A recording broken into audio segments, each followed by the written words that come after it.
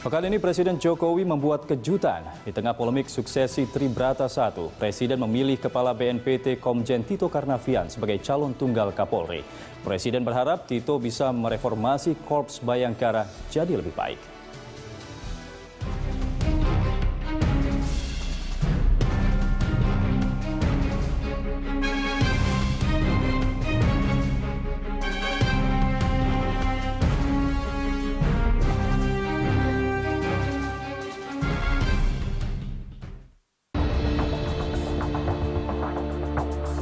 Jenderal Badrodin Haiti akan memasuki masa pensiun pada 24 Juli mendatang.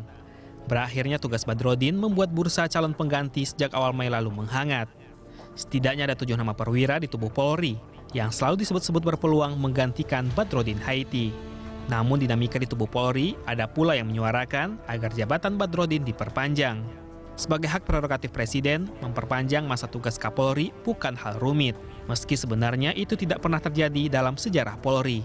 Suara-suara yang berharap Presiden memperpanjang masa tugas Badrodin Haiti didasari pertimbangan. Badrodin bisa meredam guncangan, mengingat secara jenjang regenerasi, sebenarnya Wakapolri, Komjen Budi Gunawan, yang pernah jadi polemik karena tersangkut hukum, kembali jadi kandidat terkuat. Walau jadi kandidat kuat, namun Budi Gunawan dikhawatirkan masih mendapatkan penolakan dari publik. Kondisi inilah yang membuat Presiden Jokowi dilematis. Di sisi lain, untuk menjaga profesionalisme dan sistem pembinaan personel di tubuh Polri, Presiden Joko Widodo diminta memilih Kapolri baru. Ada sejumlah barisan bintang 3 di Polri yang siap mengambil tongkat estafet. Mulai dari Wakapolri Komjen Budi Gunawan, Kabaharkam Komjen Eko Bayuseno, Kepala BNN Budi Waseso, hingga The Rising Star Kepala BNPT Komjen Tito Karnavian. Dan di tengah sejumlah usulan, baik dari Komisi Kepolisian Nasional, Dewan Jabatan dan Kepangkatan Tinggi Polri, maupun para politikus DPR, Presiden Jokowi secara mengejutkan justru memutuskan menjatuhkan pilihan pada Komjen Tito Karnavian. Pilihan yang mengejutkan karena tidak hanya menerobos proses regenerasi serta jenjang karir di tubuh Polri yang biasanya urut kacang, tapi juga karena seorang Tito bakal menghadapi beban psikologis sebab melompati sejumlah seniornya.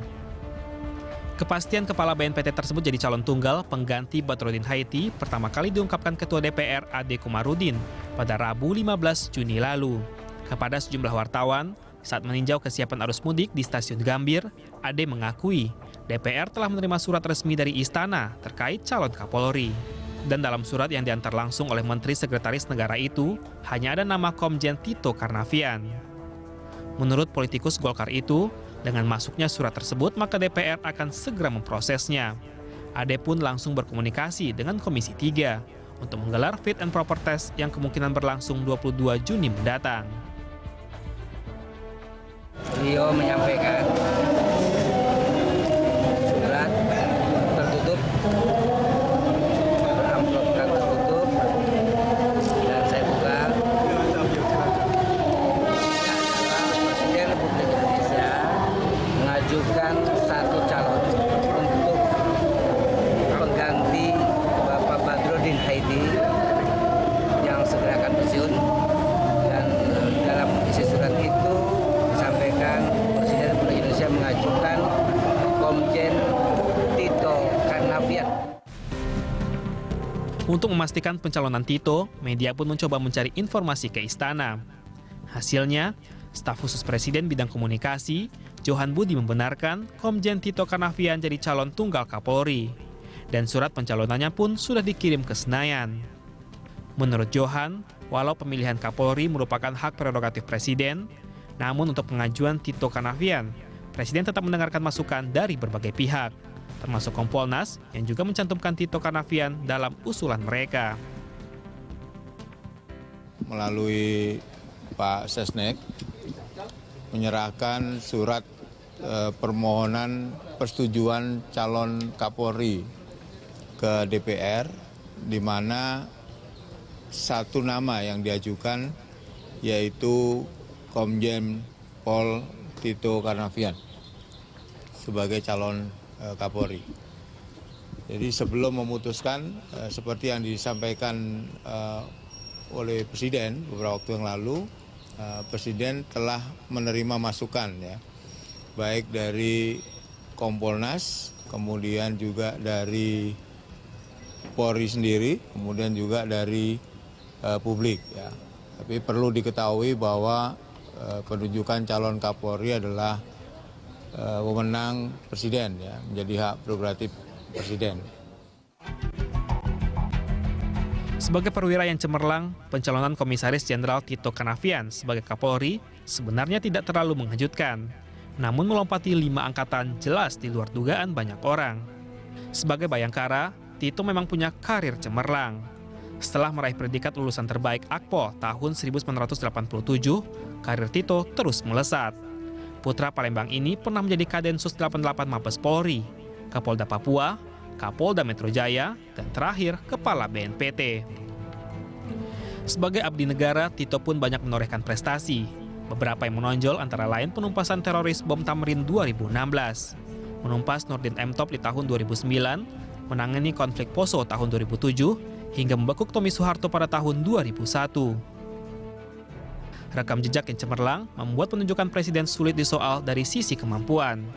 Namun tak dipungkiri, Tito juga punya beban karena melompati sejumlah senior bintang 3 di atasnya. Jika dilihat, Tito yang merupakan angkatan 1987, maka setidaknya ada 5 angkatan di atasnya yang dilompati jika akhirnya sah menjadi Kapolri. Dan tentu saja hal itu merupakan hal baru di institusi Polri. Sebab pada umumnya pemegang tongkat estafet Tribrata 1 merupakan perwira lulusan 2 tingkat sesudah Kapolri sebelumnya.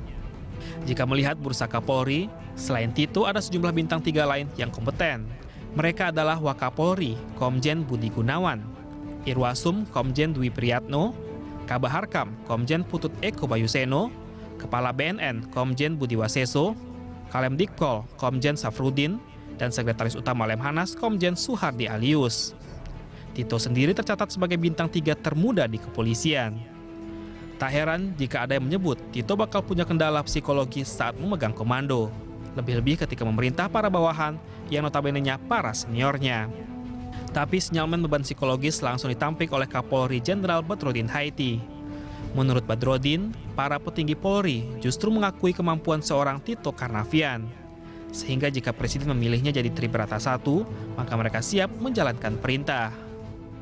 Para senior sendiri sudah menerima Pak?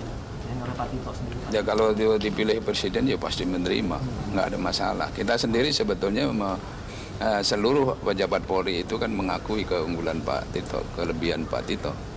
Itu. Nah, cuman dia kan masih junior. Gitu. Tetapi dengan ditunjuk, kalau dari sisi kemampuan semua mengakui. Dukungan untuk Tito juga langsung disampaikan Kepala BNN Komjen Budi Waseso. Mantan Kabar Eskrim yang juga masuk bursa calon Kapolri ini justru menilai pemilihan Tito sangat baik untuk regenerasi di Korps Bayangkara. Budi Waseso juga optimistis terpilihnya Tito tidak akan menimbulkan masalah internal di tubuh Polri. Kalau kita lihat perjalanan beliau, track record-nya sangat baik. Ya. Beliau adalah salah satu putra terbaik yang ada di Polri, ya, dengan segala track record yang kita tahu. Ya. Jadi sebenarnya beliau sangat layak untuk memimpin institusi Polri ke depan. Ya. Nah, ini mudah-mudahan dengan dukungan seluruh personel Polri yang ada, ya, termasuk para senior-senior, untuk mari kita dukung Pak Tito itu untuk bisa melaksanakan tugas yang tentunya berat, ya. Tugas menjadi seorang Kapolri itu kan berat, ya. Tapi manakala ini dikerjakan secara bersama-sama dengan dukungan, dengan visi-visi yang satu, ya saya kira bisa semua. Dan polisi ke depan harus lebih baik. Meskipun harus mengemban tugas berat dan punya beban psikologis sebagai junior, Komjen Pol Tito Karnavian menyatakan siap menjalankan tugas sebagai Kapolri. Tito mengungkapkan dirinya sudah mendapatkan dukungan dari para senior seperti Budi Gunawan, Budi Waseso, dan Safrudin. Dia pun siap bekerja sama secara objektif dengan seluruh angkatan. Saya memahami bahwa mungkin saya termasuk junior, ya, dalam generasi kepolisian ini, tapi karena ini perintah prajurit, sebagai prajurit Polri tidak boleh melanggar perintah, apalagi perintah dari Presiden. Tentu saya akan lakukan semaksimal mungkin dengan apapun resikonya. Prinsipnya saya akan merangkul semua pihak dengan senior-senior, ya. Saya akan merangkul, ya, tentunya Semua kita lakukan secara objektif.